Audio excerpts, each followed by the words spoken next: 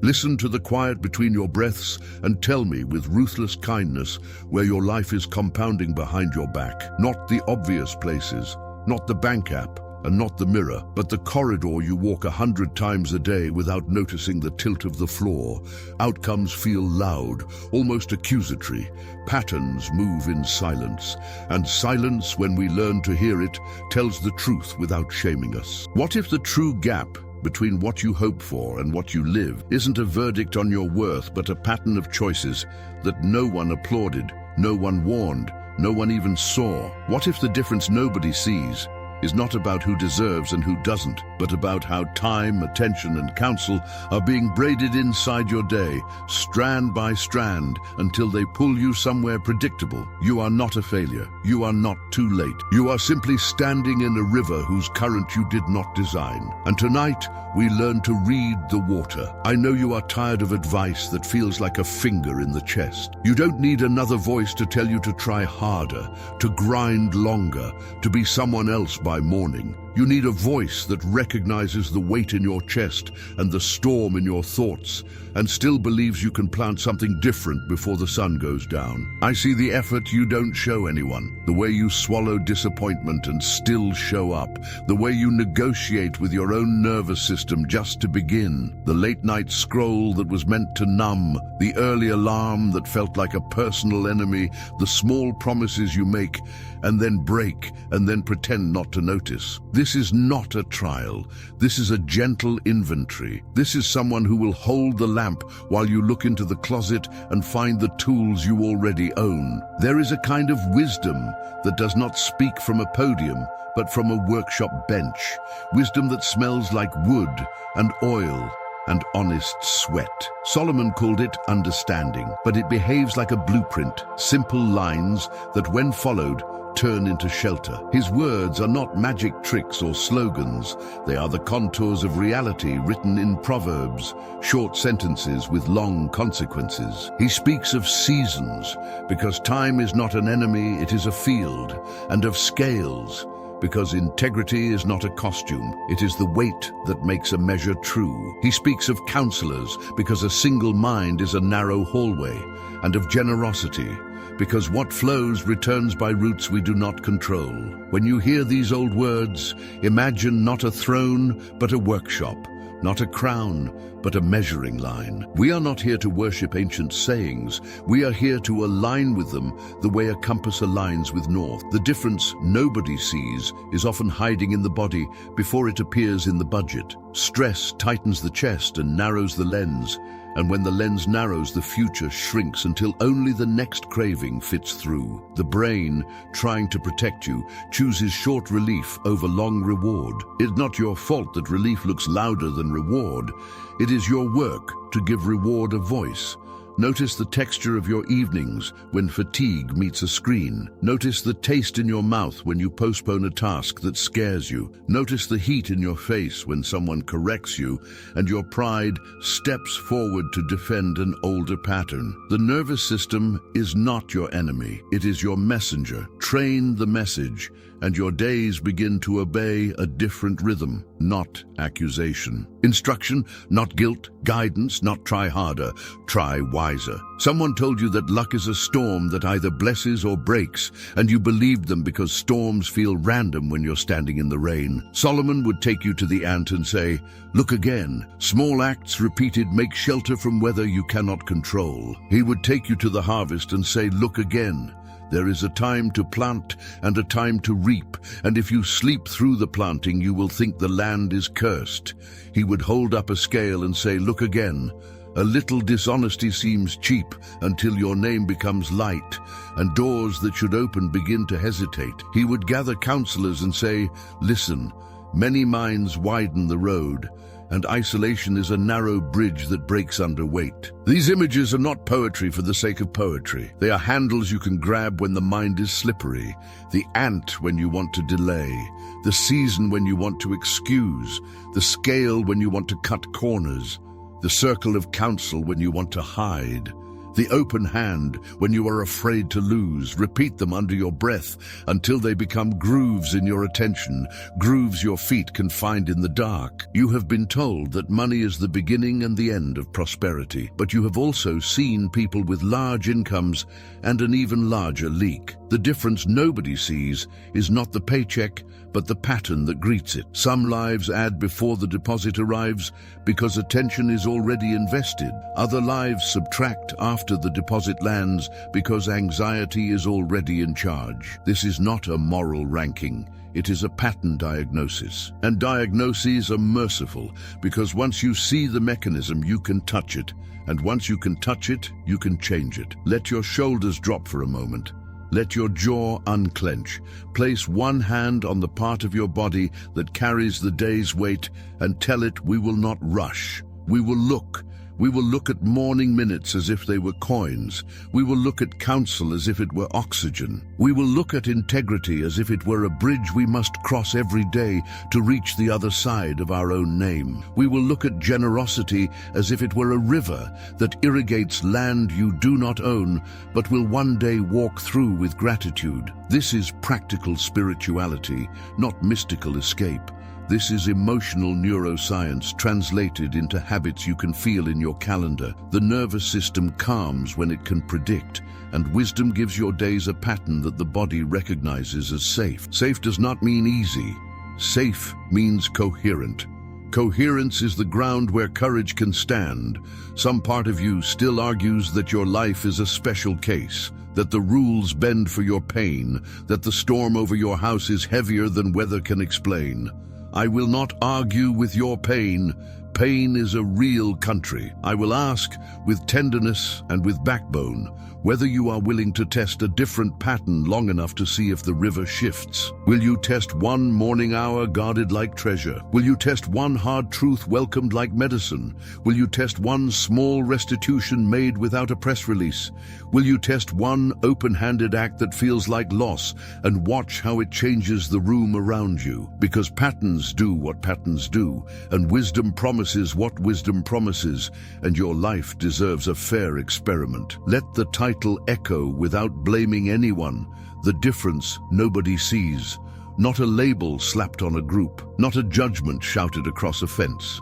A difference inside the day, inside the heart, inside the hidden places where decisions are born. The richest soil in your life may be under the habits you walk across without looking. The most expensive leaks may be dripping, quiet and faithful.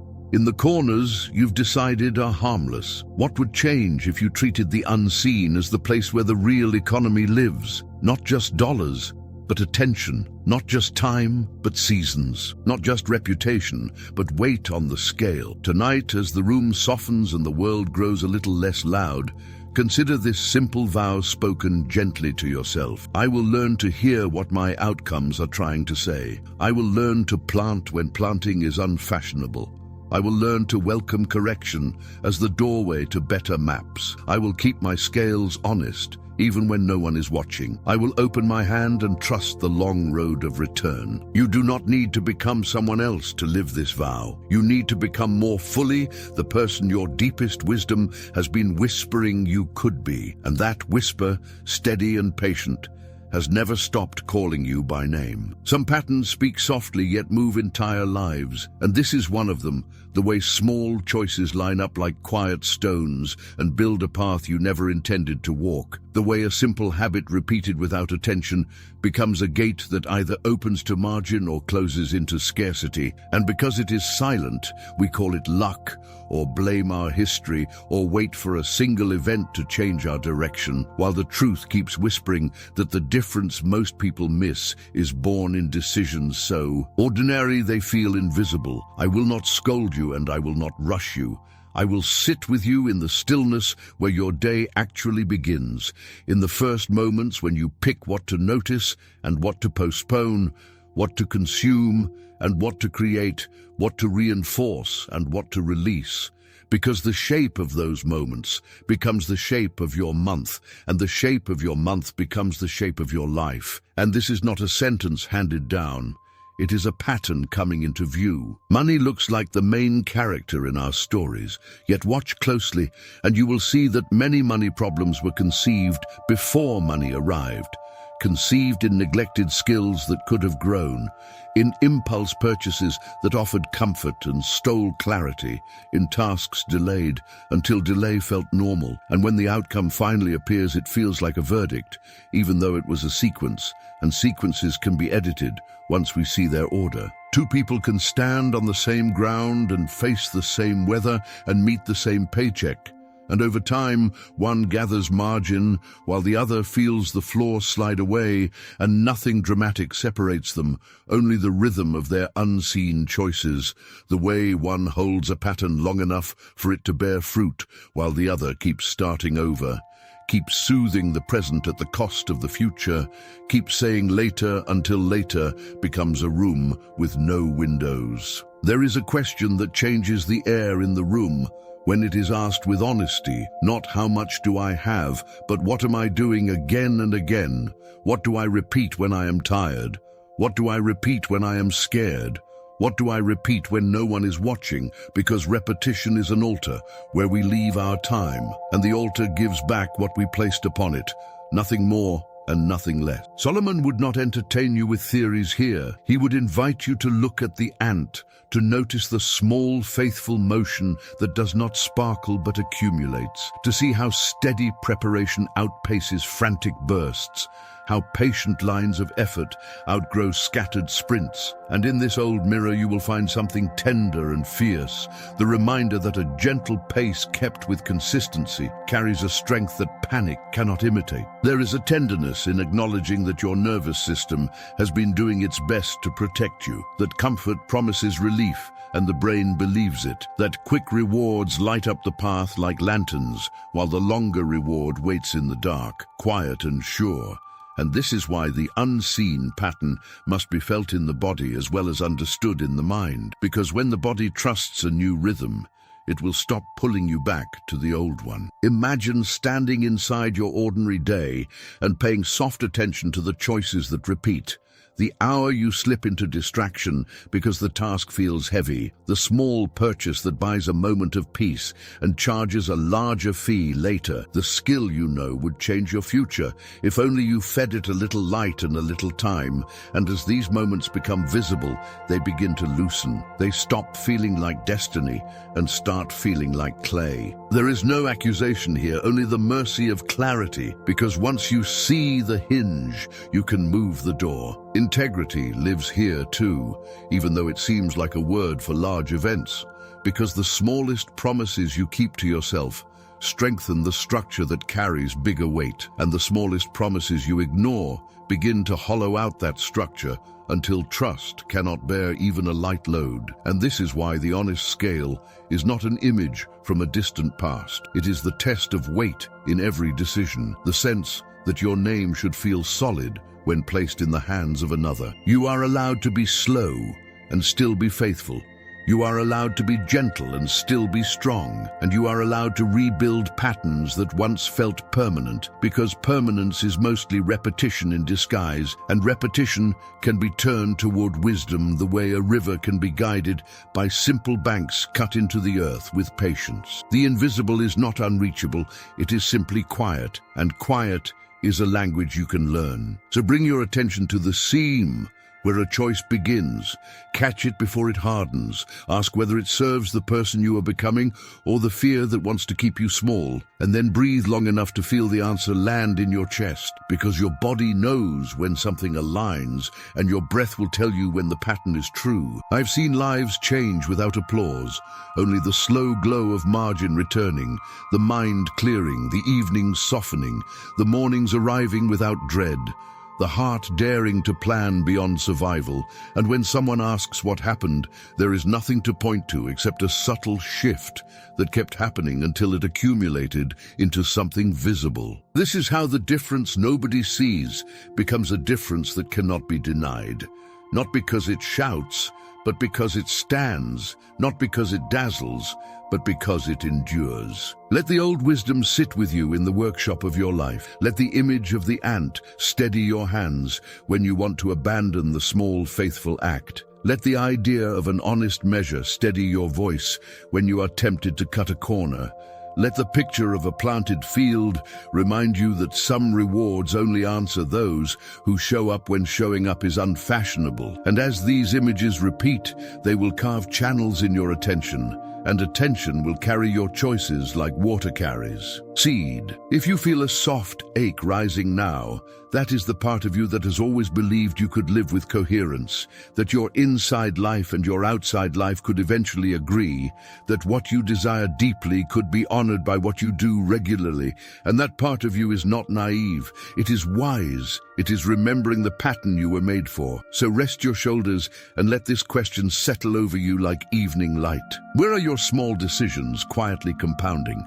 And what would your days feel like if those decisions began to tell the truth about who you are becoming? There is a river that runs through every day, and it is made of minutes. And though no one can see the current, it carries us just the same, smoothing the edges of choices and carving paths through our attention until a landscape appears that looks like fate. The wise treat this river as treasure because they have learned that time is the only soil where any harvest can grow, and the poor mindset treats it as if the water were endless and free, dipping a hand here and there, letting the current decide the direction, calling the outcome mysterious when it was simply unmanaged flow. Later becomes a kind of loan that feels painless at the moment you sign it.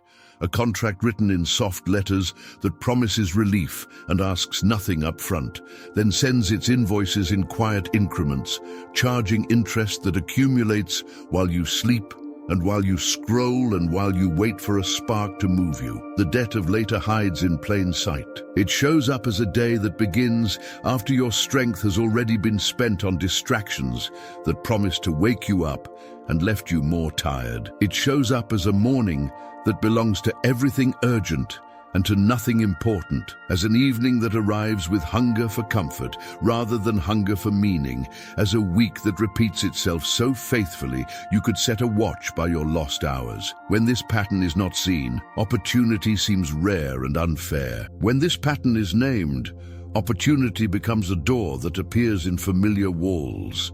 Attention has a weight, and the day arranges itself around whatever sits heaviest in the mind. The brain protects you by seeking the predictable, and screens are more predictable than growth, and consumption is smoother than creation. And the nervous system often confuses ease with safety because ease lowers friction, while true safety is built by coherence. Coherence comes when the inner compass and the calendar agree, when the time of greatest clarity is given to the work that shapes the future rather than to the noise that distracts the present. In the early light, the mind can still hear itself, and the heart has not yet been taxed by the demands of 100 small fires.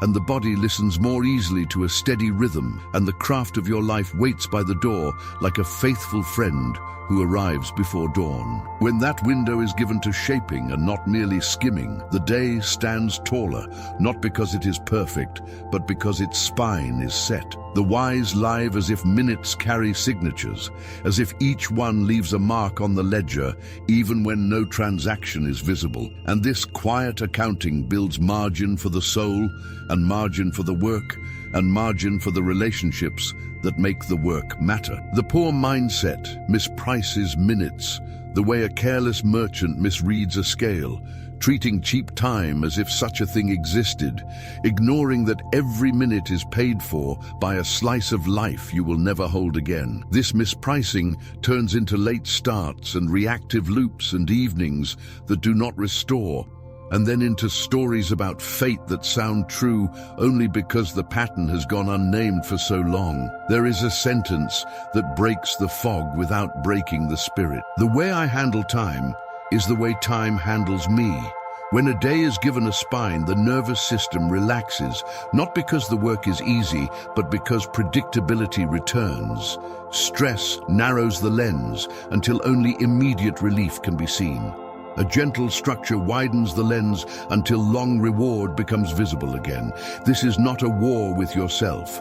This is a treaty with your attention. Solomon spoke as if time itself had seasons, and as if those seasons were moral, not neutral. Planting belongs to a moment that does not feel glamorous. Harvest belongs to a moment that others can see. Sleep in the planting and the field will seem cursed when it merely obeyed the calendar. Pour your best light into the wrong hours and the right harvest will arrive to find no roots. The old imagery is stubbornly kind because it refuses to flatter our excuses and refuses to shame our delays. It simply says that fruit appears where seed met soil, while the season was still listening. Evidence hides in the tiny hinges of the day. There is the way your hands hover above the tool of your craft before slipping toward the lighter glow of distraction. There is the way your mind rehearses a future you fear, while the action that calms the fear stands nearby, unspectacular and steady. There is the way the clock reaches a certain hour, and your body begins to believe the day is already decided, even though a single aligned choice can bend the arc. Notice how your energy has flavors across the day. For many hearts, the early fire burns bright and honest before demands begin to scatter it. For others, the quiet of late daylight carries the exact heat the work requires. Wisdom is less about demanding the same hour as anyone else, and more about giving the best part of yourself to the work that will still matter when the noise has faded. When that exchange happens consistently, the day learns to trust you, and the mind stops setting traps made of urgency. Opportunity leakage is a tender phrase because it admits that much is lost, not through dramatic failure, but through small spills. A call not made while the moment was warm, a line not written while the idea still breathed, a conversation not had while the relationship could still carry the truth. None of these are reasons to harden your heart. They are reasons to soften your gaze and hold the day with respect. Time wants partnership more than conquest. It will not be bullied, but it will gladly align with a steady hand. There is a humility that sits at the center of wise scheduling. It does not brag about how early it wakes or how late it works. It simply recognizes the fragile beauty of a clear hour and treats it as sacred space, not because hustle requires it, but because meaning flourishes in it. This humility shows up as quiet preparation before the storm, as a brief moment of centering before the inbox opens its mouth, as a gentle ritual that tells the body it is safe to begin, safe to focus, safe to sustain attention without bracing for impact. Neuroscience nods here with a smile. The brain remembers patterns and rewards them. The nervous system marks safe rhythms and returns to them more easily with each repetition. Adrenaline spikes less often when predictability rises. Dopamine no longer needs the constant novelty drip because it is now paired with the slower joy of progress. Progress does not clap loudly. It breathes. It repeats. It turns minutes into meaning the way a kiln turns clay into something that can hold water. There is empathy for the evenings that arrive, carrying exhaustion like a heavy coat. Many watch the light fade and feel their best hours already spent on survival and compliance, and the choreography of other people's needs. In those moments, even a few minutes of gentle presence with the work that matters can keep the thread from snapping. A single stitch, not heroic, simply honest, can hold the fabric together until morning returns with its clearer light. Over time, these honest minutes begin to speak with authority. They testify that you were there. They testify that your craft was not abandoned. They testify that your name did not vanish from your own ledger. The ancient picture returns one more time. Planting in season is rarely praised and cannot be faked. It is a handshake with reality. It is a rhythm that harvest recognizes when the time comes. There will be days when weather interrupts, and there will be seasons when the ground seems stubborn, yet the pattern remains trustworthy. Seed in soil, effort in its hour, integrity in its weight, counsel in its circle, generosity in its flow. All of it moves on the river of time, and those who honor the river see it carry them toward shores that once looked like distant myths. The difference nobody sees is often a calendar that tells the truth, not a grid packed with noise, but a quiet map where the best light meets the work that builds a life. When minutes are valued as if they were minted in a royal house, the day begins to feel like a kingdom coming into order, not because control has tightened, but because wisdom has found its hour and taken its seat. There is a room inside every life where the air is honest, where voices do not compete but hold a mirror that does not lie, and yet many stand outside that door because correction feels like a storm, and old shame flinches before a cloud even forms. The body remembers moments when criticism cut instead of healed, when voices spoke to win and not to lift, and the nervous system learned to guard the doorway with crossed arms. When that guard never rests, growth becomes a hallway with no doors. You begin to loop your own ideas until they harden into walls, and even good effort starts to echo back the same outcome. Prosperity has a way of growing in rooms where counsel circulates like oxygen, not because the people in those rooms are better, but because minds multiply when they are allowed to meet without fear. Poverty of mindset clings to isolation like a blanket that once kept you warm and now keeps you small. The difference nobody sees is not simply talent or opportunity. It is the willingness to let truth sit down at the table and speak without needing to flatter the room. Correction is a hard word softened by love. It is not an attack. It is unpaid consulting from someone who cares about the road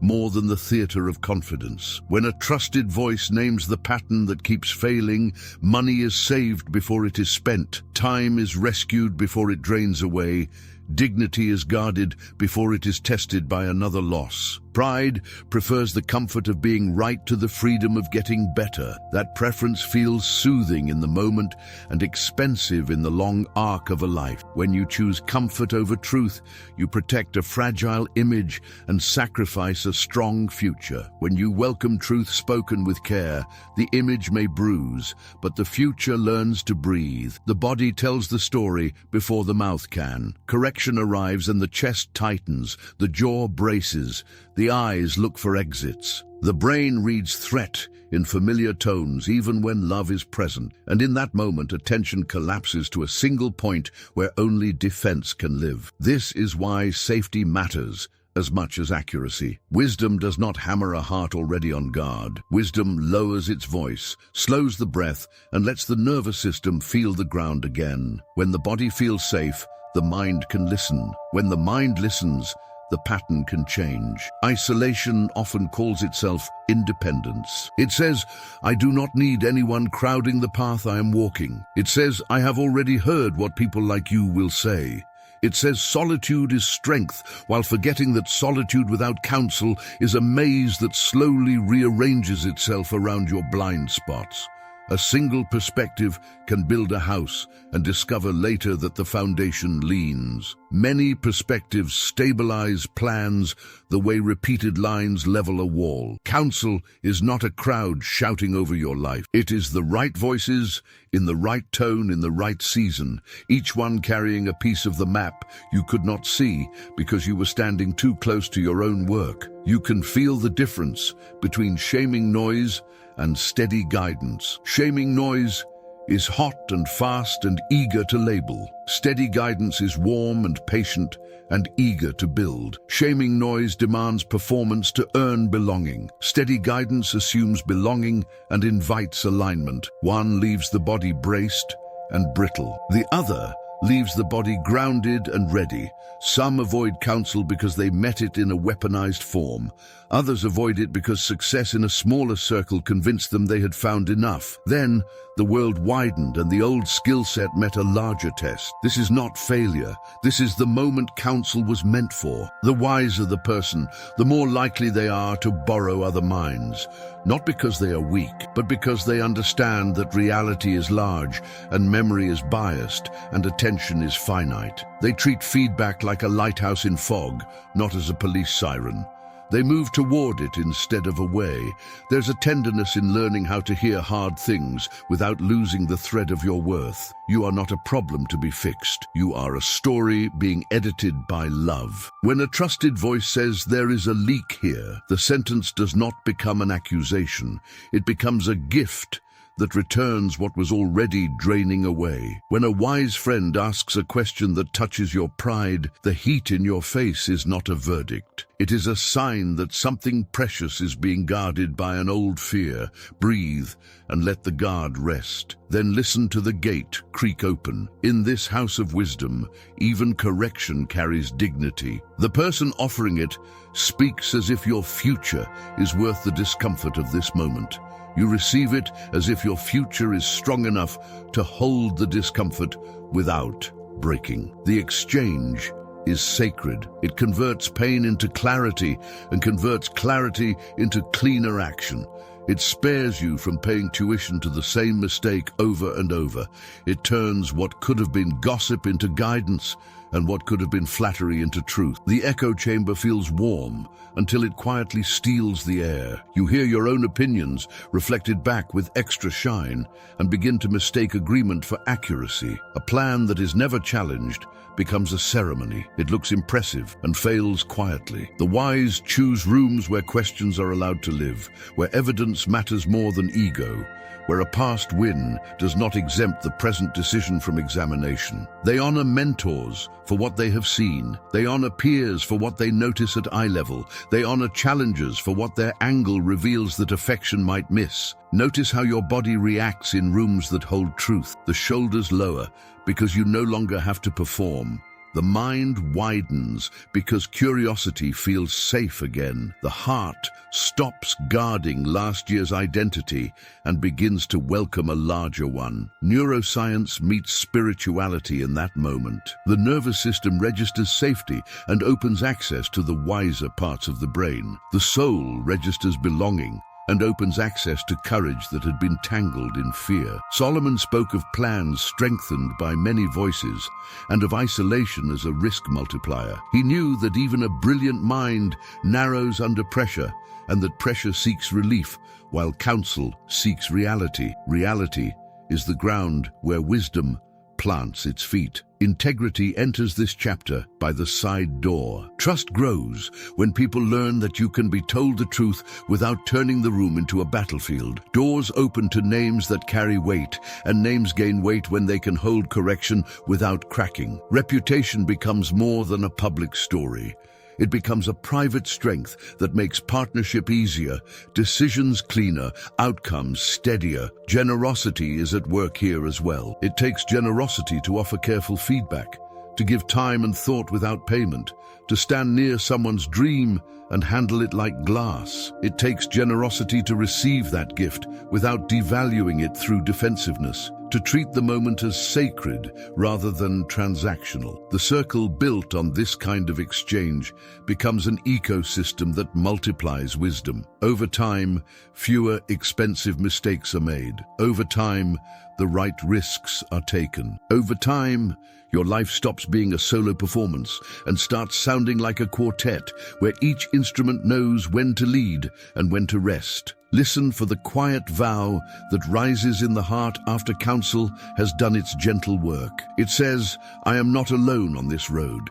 It says, truth will not be my enemy. It says, love can speak clearly to me and still be love. When that vow takes root, the difference nobody sees begins to appear in the steadiness of your steps. Plans no longer swing between overconfidence and collapse.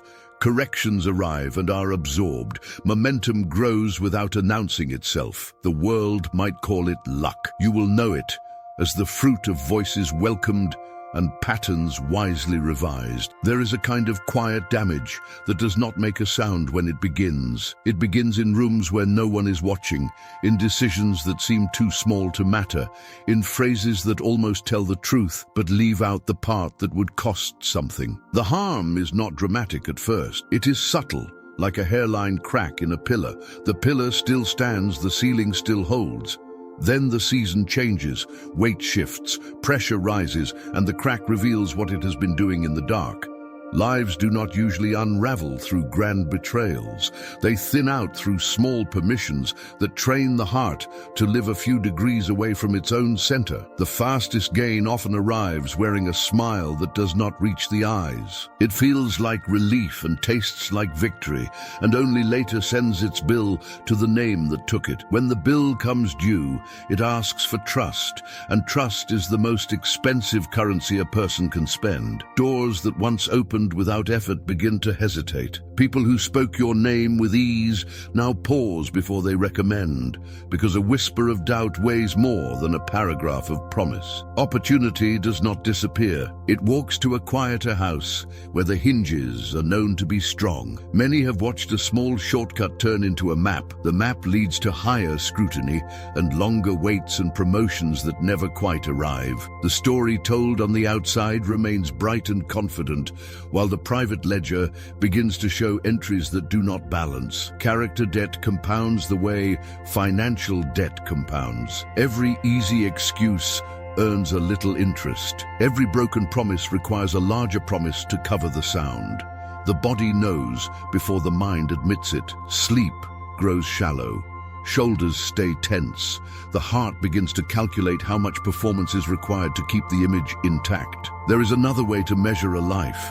Imagine a scale that has learned to tell the truth. Honest weight on one side, honest weight on the other, no hidden thumb, no shaved metal. The old words called it an honest measure. The wisdom was not sentimental, it was practical. A market collapses when measures cannot be trusted. A soul collapses for the same reason. When the inner scale is true, decisions carry a solid feel. People sense it without needing proof. They lend their name to yours because your name has weight. Integrity can be understood as a kind of credit line that grows with every promise kept. Not a public show, a private mathematics. Each fulfilled word increases the limit. Each clean decision widens the field. The world responds to that weight with a steadier hand because risk is lower where truth has a home. The sacred dimension is not absent from this exchange. The same light that searches a market for honest scales searches a heart for honest motives. When the two agree, the path becomes coherent. Coherence feels like rest that lives inside effort. The temptation to bend a rule often arrives when the ground feels hard. The mind bargains. The moment is brief. The cost seems small. Yet the nervous system remembers every bargain. It stores a record of misalignment and plays it back as static during the next important conversation. Confidence turns brittle. Presence becomes repeatable only in rooms where no testing occurs. Neuroscience and spirituality shake hands here. The brain looks for patterns that match safety. The soul looks for truth that matches calling. When both find what they need, attention steadies, and courage returns to its seat. Many stories of once closed doors share a simple turning point. Somewhere a quiet inventory revealed a leak, a promise left unattended, a word spoken too sharply, a debt of honor that lingered in the corner like a shadow. A small act of repair followed, and the room changed temperature. The repair did not erase the past, it altered the pattern. The pattern, once altered, began to speak a different future. People who had stepped back took a small step forward. Systems that had been rigid showed a little give. Trust, which had been shrinking, began to breathe. The phrase, reputation damage, sounds clinical until it touches a life that needed a single introduction and did not receive it. The cost is not only public, it is intimate. It shows up as projects that require twice the energy to move an inch. It shows up as teams that argue with the future because they do not believe the present will be carried with care. It shows up as a subtle loneliness that takes root in successful rooms where your name does not travel freely. None of this is a verdict on worth. It is the physics of trust at work. Nothing in this house of wisdom is interested in shaming. The point is not to glare at old cracks, but to understand how ceiling and pillar speak to one another. Small alignments create large strength. Small betrayals create large strain. The heart knows the difference, and so do the people who live within reach of your decisions. Integrity does not mean perfection. It means the swift return to center when the compass wobbles. It means a name that grows heavier with time, not from burden, but from substance. The image of the honest measure holds steady at the center of this chapter. Imagine placing your work on that scale and feeling the calm of accurate weight. Imagine placing your word there and feeling it land without wobble. Imagine placing your relationships there and sensing how much less effort it takes to move together when no one is compensating for hidden transfers of cost. The miracle is ordinary. It is the removal of sand from the gears. It is the restoration of a simple yes that means yes. It is the growing ease of walking through rooms where nothing needs to be managed except the task at hand. Many have discovered that generosity lives quietly inside integrity. When the scale is honest, the hand opens more easily. The open hand is not afraid of audit. It is not anxious about discovery. It gives without calculating publicity. It receives without calculating angles. Over time, this way of being creates a living network that protects against storms. People share opportunities that fit your strength because your strength has proven safe for other lives. Integrity leaks are not dramatic every day. They are subtle and cumulative. The mercy in that sentence is the same mercy found in the first crack. What was formed by small motions can be reformed by small motions. A house that learns to weigh its own choices with truth begins to settle on a stronger foundation. The difference nobody sees becomes a steadiness that others can lean on. The fastest gain looks less tempting when long value becomes visible. The quiet map begins to redraw itself. The pillar holds. The ceiling breathes. The room feels safe again. There is a way of living that treats resources like water moving through an orchard, not as a reservoir to be guarded, but as a circulating strength that keeps roots alive across dry seasons. And when seen like this, the open hand stops looking naive and starts looking like design. The poor mindset watches a gift leave and hears a subtraction. Wisdom watches the same gift move and hears an economy tuning itself to a deeper rhythm, because what flows returns by routes too complex for ledgers to predict. The return is not only money, it is access and insight, and the kind of goodwill that opens side doors without announcement. Some names carry that quiet authority. They have been generous in private for so long that their presence feels like shade on a hard day. People lean toward them without needing to be convinced. There is a practical texture to this unseen multiplication. When a tool is shared at the right moment, a skill grows that later becomes collaboration. When an introduction is offered without calculation, a bridge forms between islands that were wasting energy, building their own boats. When a room is open to a voice that needed one chance to be heard, the room itself becomes richer, more porous, more alive. The ledger that tries to measure only what stayed will miss the compounding of what moved. Opportunity flows along channels already proven safe. Information lands where it will be handled with care. Reputation grows in directions that marketing cannot force because trust chooses its own routes. Fear often argues that giving will expose weakness in a world too sharp to care. Yet deep down, the soul knows that hoarding is its own exposure. It reveals a belief that the future is small and that scarcity is the truest story. The nervous system tightens around that belief, bracing as if every request were a threat. Over time, the body forgets how to breathe around possibility. Generosity loosens the grip without becoming reckless. It is not the performance of largeness. It is the practice of alignment with a reality that favors circulation over stagnation. Neuroscience recognizes the relief that follows such alignment. Stress lowers when identity and action agree. Meaning rises when contribution and calling meet in the same hour. There is a softness and a steel in the old image cast upon the waters. Bread leaves the hand and vanishes from sight, and everything in a frightened mind protests the invisibility of that motion. Still, the proverb insists that what seems to disappear travels a long curve and learns its own way home. A life built on this pattern begins to expect returns that do not wear name tags. Help arrives from friendships forged years earlier in quiet seasons. Insight appears from corners where no investment was demanded, only kindness.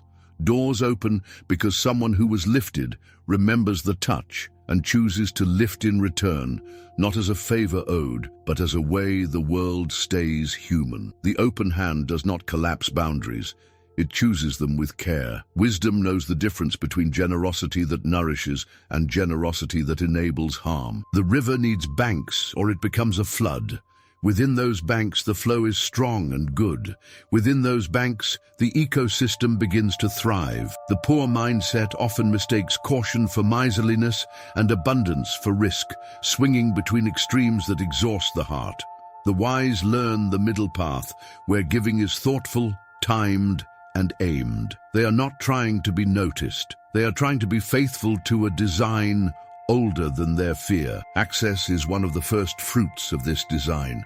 Rooms feel closer because the people already inside remember how it felt to be welcomed when they were outside. Information follows because trusted networks talk to themselves and guard against noise by elevating voices that have proven safe. Reputation deepens because generosity is hard to counterfeit over time. The pretense grows tired and the show falls away, but the steady giver is still giving, the steady builder is still building, and the world around them quietly rearranges to keep them in the center of meaningful exchange.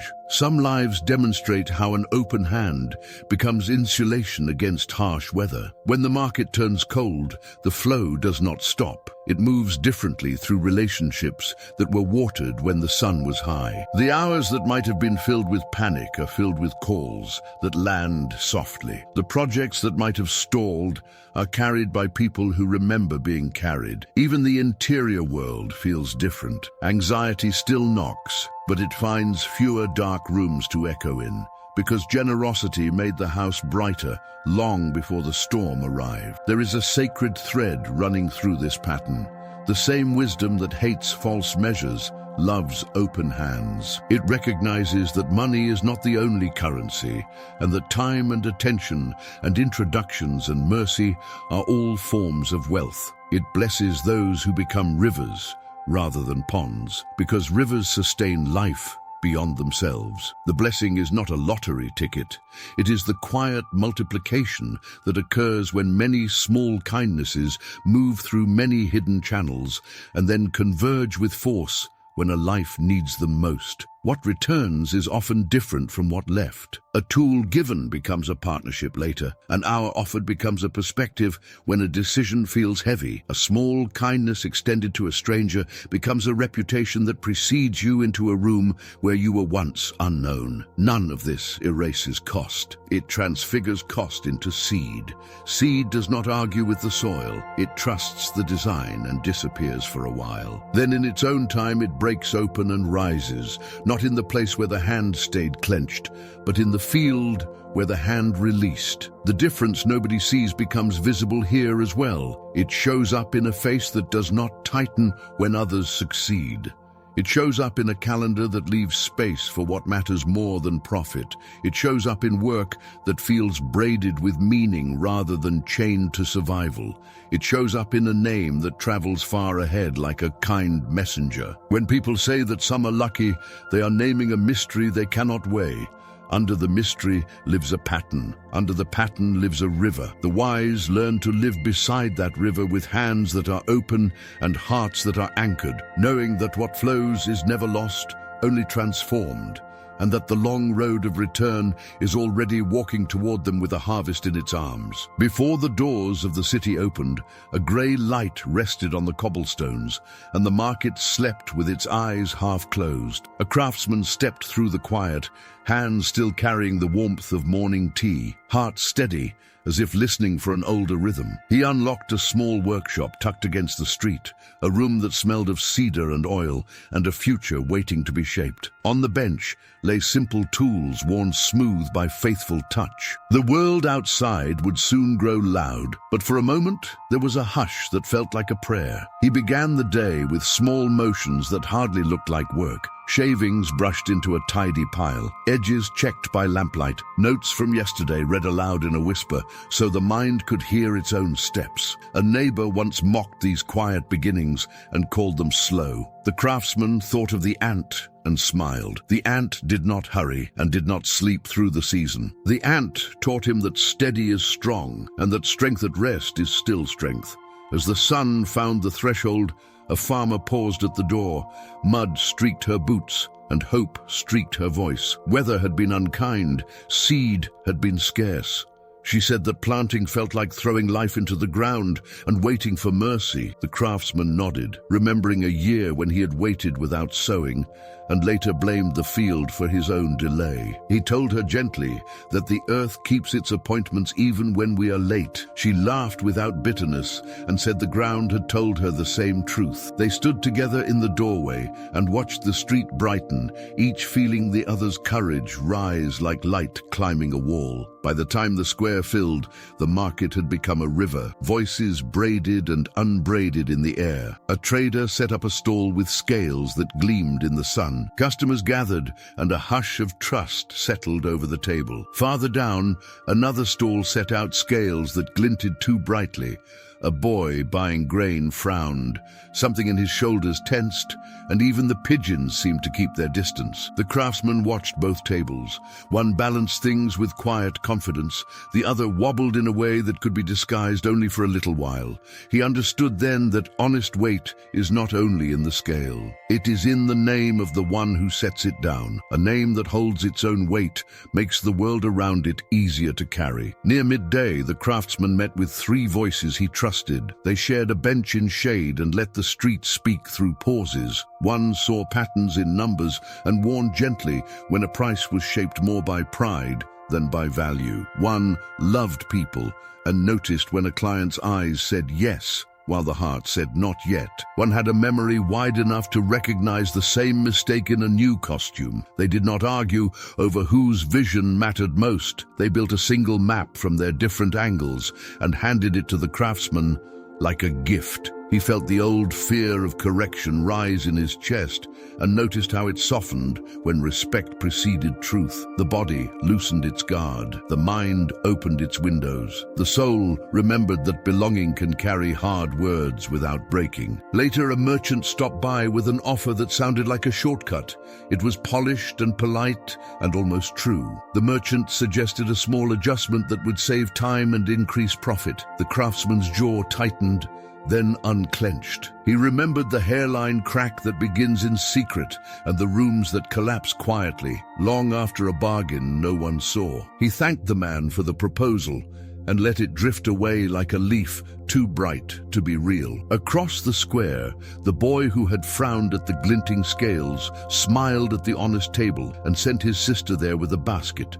Trust moves on simple feet and carries news further than sound. In the late afternoon heat, an apprentice arrived from another street, cheeks flushed with shame.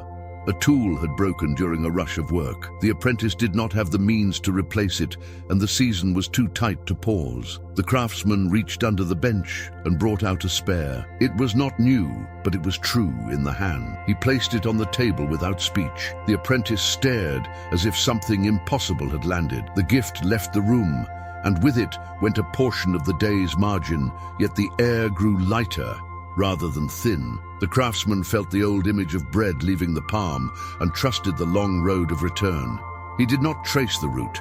He simply let the water carry what needed to travel. Evening stretched shadows like long ribbons across the market. The farmer returned with a small bundle and a grin the shape of relief. Rain had finally fallen beyond the hills. The ground would drink. She handed the craftsman a sack of early fruit and said it was nothing. He knew it was not nothing. It was the first note of a song coming back around. Moments later, the apprentice reappeared with a client who had been watching all day, a woman whose eyes measured more than wood. She'd been looking for someone who held both skill and a steady center. The introduction felt effortless, as if the room itself had decided to be kind. As stalls began to fold and the square fell back into itself, the craftsman closed his door and sat in the hush that returns after a day well lived. He traced the invisible lines that had drawn themselves through the hours, the small, faithful movements that had given the day a spine, the morning minutes that had shaped the tone before noise could take over, the circle of counsel that had turned risk into reality, the refusal to bend the scale when bending would have won applause, the gift that left the hand and softened a face that had been bracing for contempt. None of these things were loud, none demanded a crowd, yet together they composed a structure under the day that felt like music you can lean against. On the walk home, the street lamp light pooled like quiet water. Somewhere a table laughed. Somewhere a door clicked shut with the satisfaction of a lock that fits its key. The craftsman carried no banner and no trophies. He carried only a name that weighed the same in private as it did in public. When he reached his gate, the night exhaled, and the city seemed to nod, as if to say the difference nobody sees has once again done its hidden work. A life had aligned with the way things actually hold. The river of time had been honored. The measure had been honest. Counsel had walked beside courage. Bread had learned the way home. He slept without bargaining, and the room kept its shape while he dreamed. There is a silence that arrives at the end of a long day, the kind that feels like a window opening inward. And in that quiet, a life becomes easier to read. The loud parts of the story have had their say. The urgent lights have dimmed. What remains are the lines beneath the lines, the pattern that carried you through choices so ordinary they looked like air. Outcomes glow on the surface like lanterns after dusk, but the structure beneath them is the true architecture, and it is made of what you return to when no one applauded and when no one warned. It is made of how you held time in your hands, whose voices you let near your map, whether your name kept its weight when pressure rose, and where your hand learned to open without fear. Across these pages, certain images kept returning, and they return again now as if to take a final bow. The ant, moving without ceremony, yet winning the harvest, because the season was honored, the field receiving seed on days that did not flatter the farmer, the scales finding their balance in a public square, and the room growing lighter because trust had a place to sit, the circle of steady minds widening a narrow hallway into a road, the bread leaving the palm and learning a route home the giver could not see. These are not decorations on a wise life. They are the hinges on which a wise life swings. When they repeat, they become grooves in attention. When attention learns the grooves, decisions follow them without a fight, and from the outside, it looks like fortune when it is simply fidelity shaped over time. There is a tenderness in knowing why the old patterns felt safer. The body was trying to shield what it cherished.